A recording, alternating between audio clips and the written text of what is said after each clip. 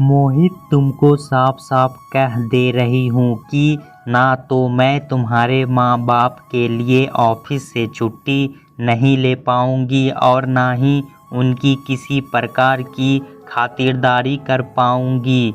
मुझको तो समझ में नहीं आता कि पता नहीं क्यों ये लोग यहाँ चले आए। अपना मुंह उठाकर, ये तो बिल्कुल वही कहावत है, हो गई कि मान ना मान मैं तेरा मेहमान। नीलम एकदम से चिहुक कर बोली, प्लीज धीरे बोलो नीलम, मम्मी पापा सुन लेंगे। आखिर है तो मेरे मम्मी पापा ही, वो बस 2-3 दिन के लिए मान जाओ ना प्लीज। बस मैं अपना प्रोजेक्ट समाप्त करके खुद ऑफिस से 2-4 दिन की छुट्टी ले लूँगा और वैसे ही जल्दी ही उनको वापस भेजने की कोई ना कोई जुगाड़ लगाऊंगा कि वो लोग यहाँ पर ज़्यादा रुके ही ना। मोहित एकदम से नीलम के आगे रिड़ियाते हुए सा बोला, मोहित, वो लोग सुनते हैं तो सुन ले मेरी बातों को। कौन सा मैं उनसे छुपाना चाहती हूँ, मैं तो बल्कि और ज़ोर ज़ोर से कहूँगी और मुझको इस बात से कोई फ़र्क नहीं पड़ता, क्योंकि मैं तो चाहती ही हूँ कि वो लोग मेरी बातों को सुन ले।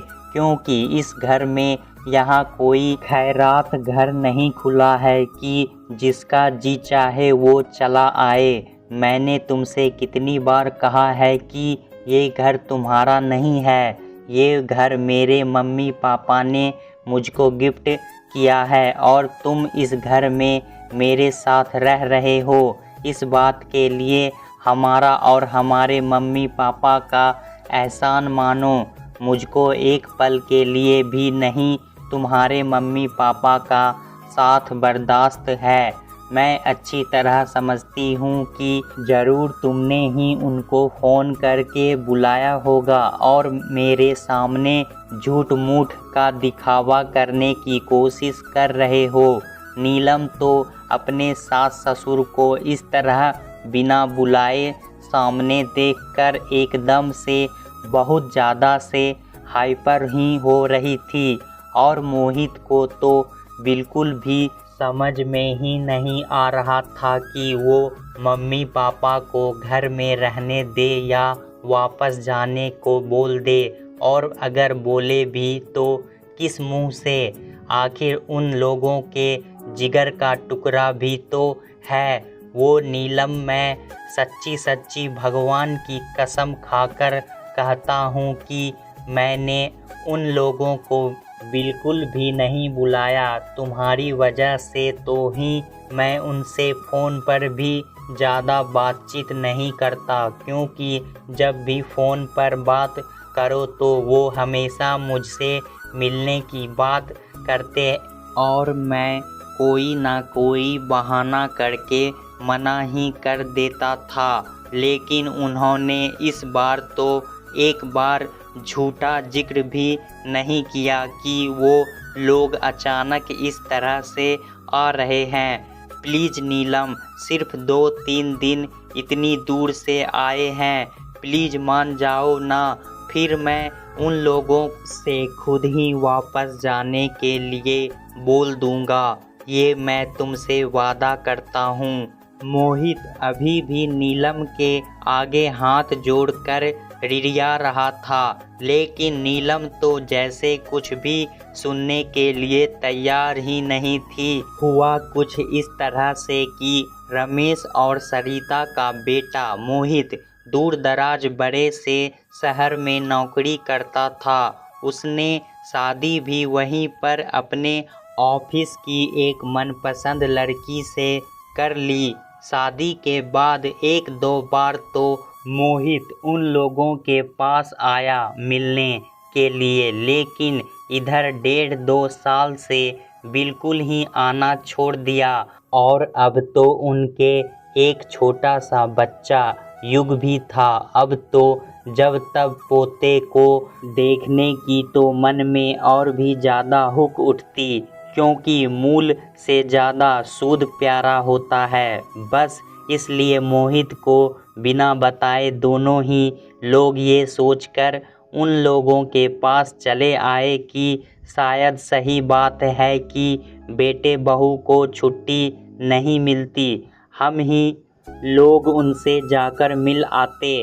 वो लोग तो इस तरह हम लोगों को अचानक यूं सामने देखकर बहुत ही ज़्यादा खुश हो जाएंगे, लेकिन यहाँ तो माजरा ही बिल्कुल उल्टा था और उन दोनों की गर्म गर्म सलाखों जैसी बातें सुनकर तो सीना ही हाँक उठा कि हे भगवान, बहू बेटे तो उन लोगों से संपर्क ही रखना ही नहीं चाहते थे और उन दोनों की सारी बातें बाहर बरामदे में बैठ रमेश और सरिता को साफ साफ सुनाई पड़ रही थी, क्योंकि नीलम की यही तो मंशा थी। आखिर जब सरिता से बर्दाश्त नहीं हुआ तो वो अंदर आ ही गई। मोहित बेटा, बस अब बहुत हो गया, तुमको तो बेटा कहते हुए भी हमको शर्म आ रही है। हम लोगों की इतनी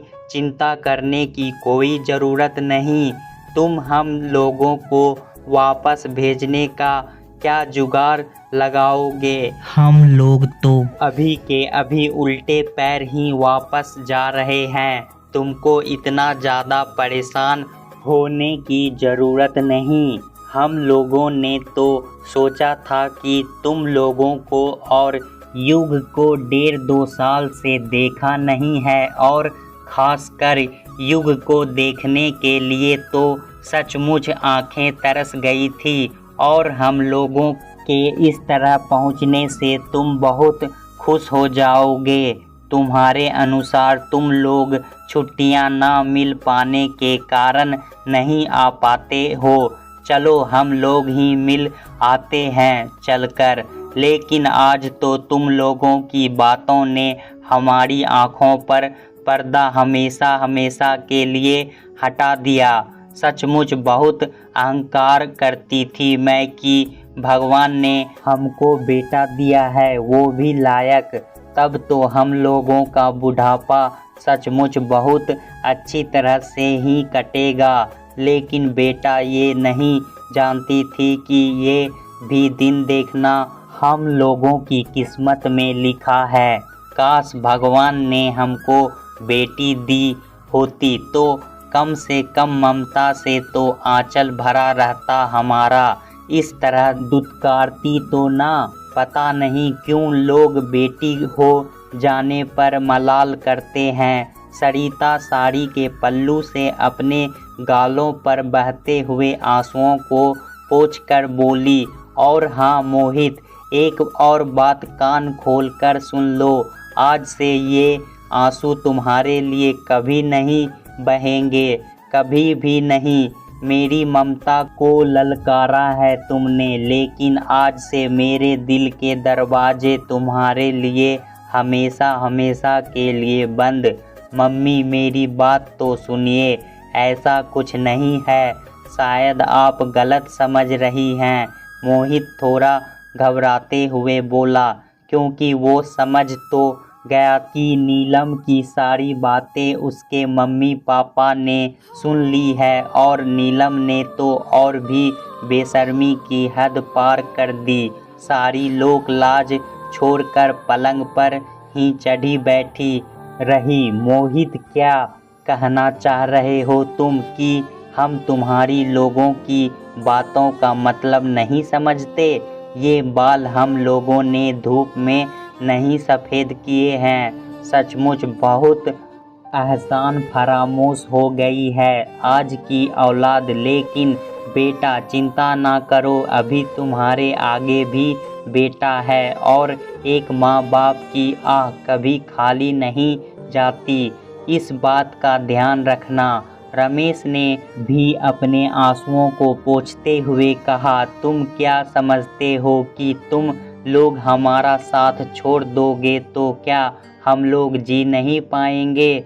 अरे हम लोग एक दूसरे के लिए बहुत हैं, दोनों एक दूसरे के सहारे जिएंगे। लेकिन अब जीवन में कभी दोबारा तुम लोगों की तरफ मुड़कर नहीं देखेंगे। ये कहते कहते रमेश तो हाँफने ही लगे, लेकिन मोहित बेशर्मों की तरह रमेश को हाँफता देखता रहा और एकदम भी आगे नहीं बढ़ा। आप ज़्यादा परेशान मत होइए, वरना आपका ब्लड प्रेशर हाई हो जाएगा। क्या आपको हमारे ऊपर विश्वास नहीं? वो लोग भी ज़िंदगी जीते हैं जिनके औलाद नहीं होती। हम भी यही सोच लेंगे कि भगवान ने हमको औलाद दी ही नहीं थी। सरिता रमेश का सीना सहलाते हुए बोली, बिल्कुल ठीक कह रही हो तुम सरिता, लेकिन अब बिल्कुल भी नहीं। हम दोनों ही एक दूसरे के लिए काफ़ी हैं। रमेश थोड़ा शांत होकर बोले और सरिता का हाथ पकड़कर आंसुओं को पोंछते हुए मोहित के घर के गेट से बाहर निकल गए। मोहित की तो खैर हिम्मत ही नहीं थी रोकने की, और सरिता और रमेश एक दूसरे के आंसू पोंछते हुए चल पड़े और आज फिर एक रिश्ता शर्मसार हो गया। दोस्तों, किसी भी बेटे बहू को अपने माता पिता के साथ ऐसा व्यवहार नहीं करना चाहिए।